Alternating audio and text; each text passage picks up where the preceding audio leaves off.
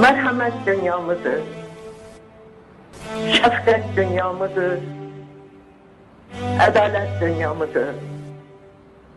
Dünyamızı yitirdik. Hocamız basiret sahibiydi.